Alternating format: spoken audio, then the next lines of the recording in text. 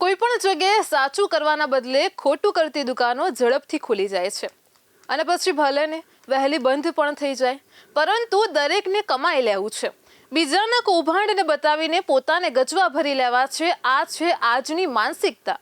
વડોદરામાં બોગસ પ્રમાણપત્રો તો મળતા જ હતા અને તેમાં નકલી માર્કશીટો મુખ્ય હતી.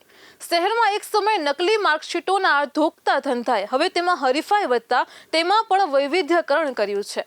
વડોદરામાં જો તમને જન્મ તારીખ ખબર નથી, તમારી પાસે સ્કૂલ લિવિંગ સર્ટિફિકેટ પણ નથી, તો કોઈ પણ ચિંતા કરવાની જરૂર નથી. ફક્ત 650 રૂપિયા ખર્ચો અને તમારે જોઈએ તેવું જન્મનું પ્રમાણપત્ર હાજર.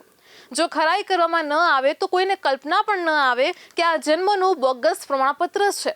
વડોદરાના મ્યુનિસિપલ કોર્પોરેશનમાં અત્યંત ટૂંકા સમયગાળાઓમાં ત્રીજી વખત જન્મના બોગસ પ્રમાણપત્રનો દાખલો આવતા કોર્પોરેશન પોતે પણ ચોંકી ઉઠ્યું છે. વડોદરાના આસિસ્ટન્ટ મ્યુનિસિપલ કમિશનર સમીક જોશીએ આ અંગે પોલીસ ફરિયાદ નોંધાવતા પોલીસે પણ તપાસના ચક્રો ગતિમાન કર્યા છે. પોલીસે તપાસ આદરી છે કે આ કયા નવા કૌભાંડીઓ છે કે જે આ પ્રકારના જન્મના નકલી પ્રમાણપત્રનો ધંધો ચલાવે છે. આ વાત સામાન્ય લાગે, પરંતુ આ પ્રકારની બાબત એ રાષ્ટ્રીય સુરક્ષા પ્રભાવિત કરી શકે છે. પોલીસે ફરિયાદના પગલે આ રીતે જન્મનો ખોટો દાખલો કાઢી આપનારા સરદાર એસ્ટેટની નજીકના શખ્સની પણ તપાસ શરૂ કરી છે. આસિસ્ટન્ટ મ્યુનિસિપલ કમિશનર સમીક જોશીએ દાખલ કરેલી પોલીસ ફરિયાદ પ્રમાણે તેઓ 17મી જૂનના રોજ મીટિંગમાં હતા. તે સમયે Harni Varasiya ring road number 4ના ઓપરેટર મનસ્વીબેને તેમને વોટ્સએપમાં જન્મનું પ્રમાણપત્ર મોકલ્યું હતું.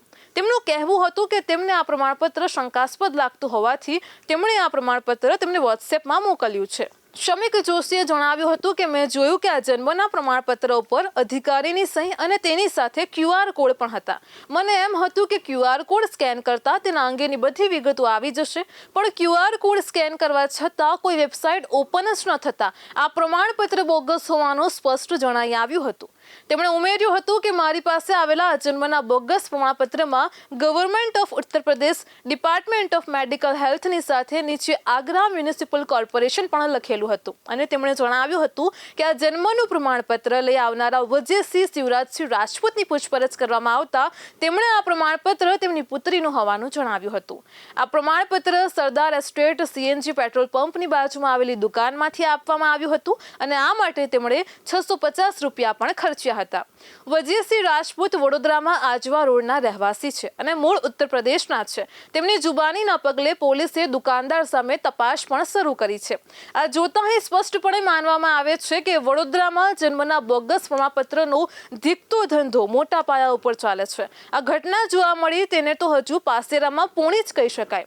હવે પોલીસે આ પાસેરાની પૂણીના આધારે આખા કૌભાંડનો વ્યાપ કેટલો છે તે શોધી કાઢવાનું છે.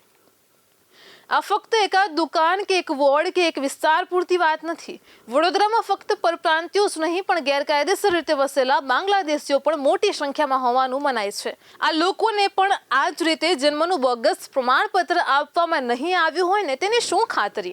આ રીતે શું વડોદરામાં રહેતા રોહિંગ્યાઓને પણ આ રીતે જ બોગસ પ્રમાણપત્ર કાઢી આપવામાં આવ્યા હશે? ફક્ત જન્મનું જ બોગસ પ્રમાણપત્ર મળે છે કે તેની સાથે મૃત્યુ, દિવ્યાંગપણું તથા બીજી સરકારી યોજનાઓ માટે પણ જરૂરી દસ્તાવેજોના પણ ખોટા પ્રમાણપત્રો તો નથી ને, તે જોવાનું રહેશે. વડોદરા મેટ્રો સિટી છે અને તેથી હવે તે ગુનાખોરીમાં પણ મેટ્રોને આંબી ન જાય તે જરૂરી છે. જો પોલીસે આ ગુનાની ખરેખર યોગ્ય તપાસ કરે તો તે કદાચ બહુ મોટા કૌભાંડને પણ અટકાવી શકશે તેમ માનવામાં આવે છે અને તેથી આ કિસ્સાની સઘન તપાસ કરવામાં આવે તે પણ જરૂરી છે. એક આસિસ્ટન્ટ મ્યુનિસિપલ કમિશનરે ફરિયાદ કરવા સુધી જવું પડ્યું તે બાબત જ બતાવે છે કે આ કેસ કેટલો ગંભીર છે.